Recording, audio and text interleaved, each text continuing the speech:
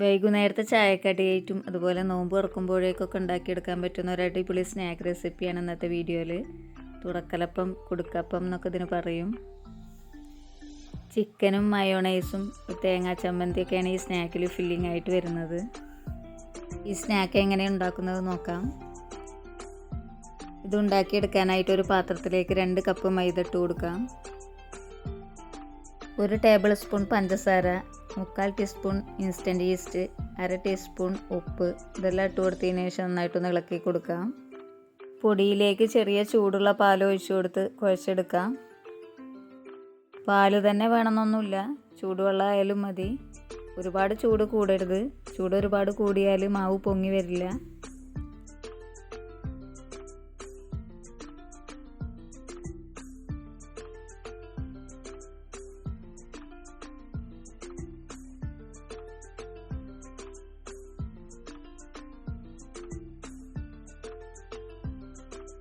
ഒന്നിച്ച് ഒഴിച്ചു കൊടുക്കാതെ കുറേശ്ശായിട്ട് ഒഴിച്ചു കൊടുത്ത് കുഴച്ചെടുക്കാം. എനിക്കിത് മുഴുവനായിട്ടും കുഴച്ചെടുക്കാനായിട്ട് ഒരു 3/4 കപ്പ് പാലാണ് ആവശ്യമായി വന്നിട്ടുള്ളത്. ഇത് നന്നായിട്ട് തന്നെ കുഴച്ചെടുത്തിട്ടുണ്ട്. ഇനി പാത്രത്തിൻ്റെ അടിയിലും സൈഡിലൊക്കെ ആയിട്ട് എണ്ണ തടവി കൊടുക്കാം.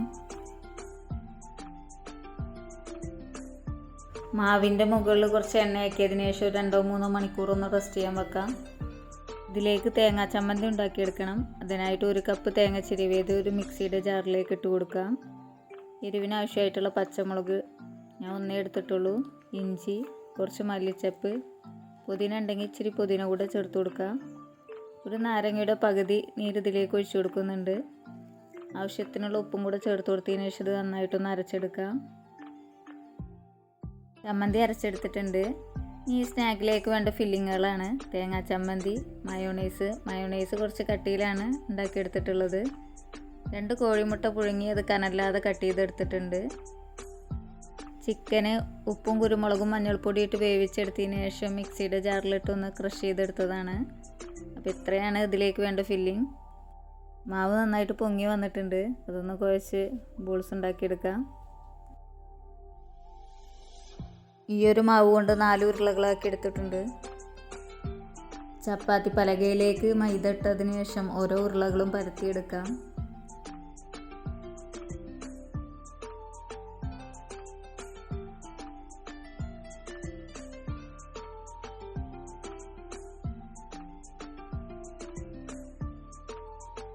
ഒരുപാട് കനം കുറച്ച് പരത്തേണ്ട ആവശ്യമില്ല. ഈ ഒരു കനത്തിലാണ് ഞാൻ പരത്തിയെടുത്തിട്ടുള്ളത്. ബാക്കിയുള്ളതും ഇതുപോലെ തന്നെ പരത്തിയെടുക്കാം. ഇതുപോലെ ഒരു ചെറിയൊരു ബോൾ എടുക്കുക, അതല്ലെങ്കിൽ സ്റ്റീൽ ഗ്ലാസ്സോ അടപ്പോ വെച്ചങ്ങാണ്ട് ഇതുപോലെ ഒന്ന് അടയാളപ്പെടുത്തി കൊടുക്കാം. കട്ട് ചെയ്യേണ്ട ആവശ്യമില്ല. ഒരുപാട് വലിയ അടപ്പൊന്നും എടുക്കണ്ട, ചെറുതായിരിക്കും കാണാൻ ഭംഗി. ഈ അടയാളപ്പെടുത്തിയതിൻ്റെ ഉള്ളിലായിട്ട് നമുക്ക് ചിക്കൻ വെച്ച് കൊടുക്കാം. ടീസ്പൂണോട്ട് വെച്ച് കൊടുക്കുമ്പോൾ പുറത്തേക്കൊക്കെ പോകുന്നുണ്ട്. പുറത്ത് പോവാത്ത രീതിയിൽ നേരെ വെച്ച് കൊടുക്കാം.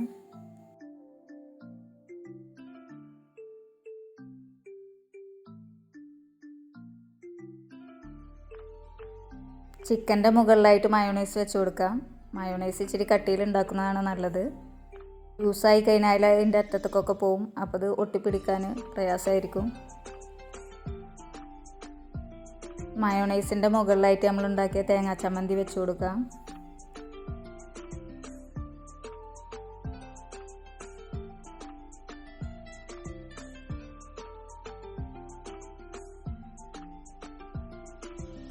പുഴുങ്ങിയ മുട്ട സ്ലൈസ് ചെയ്തതുണ്ടല്ലോ, അത് ഇതിൻ്റെ മുകളിലായിട്ട് വെച്ച് കൊടുക്കാം. അപ്പോൾ എല്ലാറ്റിലും മുട്ട വെച്ച് കൊടുക്കുന്നില്ല, കുറച്ചെണ്ണത്തിൽ മാത്രമേ വെച്ച് കൊടുക്കുന്നുള്ളൂ. ഇത് വെച്ച് കൊടുത്തിട്ടില്ലെങ്കിലും ടേസ്റ്റിൽ വലിയ വ്യത്യാസമൊന്നുമില്ല. ഫില്ലിങ്ങൊക്കെ എല്ലാതും വെച്ച് കൊടുത്തിട്ടുണ്ട്. ഇനി പരത്തി വെച്ച മറ്റൊരു പത്തിരി ഇതിൻ്റെ മുകളിലായിട്ടൊന്ന് വെച്ച് കൊടുക്കാം. അതിൻ്റെ സൈഡിൽ ചെറുതായിട്ടൊന്ന് പ്രസ് ചെയ്ത് കൊടുക്കുന്നുണ്ട്. നേരത്തെ നമ്മൾ അടയാളപ്പെടുത്തിയ അതേ പാത്രം കൊണ്ട് തന്നെ നമുക്കിത് കട്ട് ചെയ്തെടുക്കാം. ഇതെവിടെയാണ് വെച്ചിട്ടുള്ളതെന്ന് നമുക്ക് കാണുമ്പോൾ അറിയാൻ പറ്റുന്നുണ്ടല്ലോ. അപ്പോൾ അവിടെ ആ പാത്രം വെച്ചങ്ങാണ്ട് ഒന്ന് അമർത്തി കൊടുത്താൽ മതി. ആ പാത്രം വെച്ചൊന്ന് അമർത്തി കൊടുക്കുമ്പോൾ തന്നെ അത് തമ്മിൽ സീലായി കിട്ടും. പിന്നീട് ഒട്ടിച്ചു കൊടുക്കേണ്ട ആവശ്യമൊന്നുമില്ല.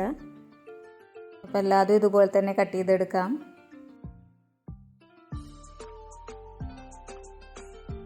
കട്ട് ചെയ്തെടുത്തതിന് ശേഷമുള്ള മാവ് വീണ്ടും പരത്തി ഫില്ലിങ് നിറച്ച് ഇതുപോലെ തന്നെ ചെയ്തെടുക്കാവുന്നതാണ്.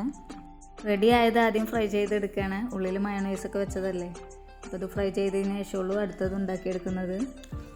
ഫ്രൈ ചെയ്തെടുക്കാനായിട്ടൊരു പാനിലേക്ക് എണ്ണ ഒഴിച്ച് കൊടുത്തിട്ടുണ്ട്. ഇനി അതിലേക്ക് ഇതിട്ട് കൊടുക്കാം.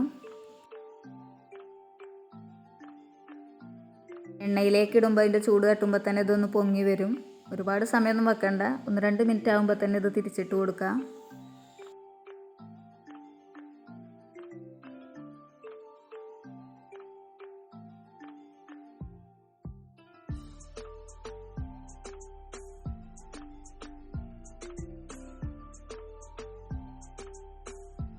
നല്ല ഗോൾഡൻ കളർ ആവാനൊന്നും നിൽക്കേണ്ട ആവശ്യമില്ല, ഈ ഒരു കളർ മതി. ഈ എണ്ണയിൽ നിന്ന് മാറ്റി കൊടുക്കാം.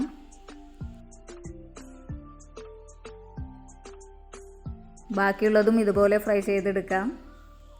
ഇത് എണ്ണയിൽ ഫ്രൈ ചെയ്തെടുക്കുന്നതാണെങ്കിലും അധികം എണ്ണയൊന്നും കുടിക്കാത്തൊരു സ്നാക്കാണ്. 2 കപ്പ് മൈദ കൊണ്ട് ഈ ഒരു വലിപ്പത്തിൽ 22 സ്നാക്കാണ് ഉണ്ടാക്കിയെടുക്കാൻ പറ്റിയിട്ടുള്ളത്. ഒരുപാട് സമയം എണ്ണയിലിട്ട് വെക്കേണ്ട ആവശ്യമില്ല, പെട്ടെന്ന് തന്നെ വേവായി കിട്ടും. വെറൈറ്റി ആയിട്ടുള്ളൊരു സ്നാക്കാണ്. വീഡിയോ ഇഷ്ടമായിട്ടുണ്ടെങ്കിൽ ലൈക്ക് ചെയ്യുക, കൂടെ സബ്സ്ക്രൈബ് ചെയ്യുക. Thank you.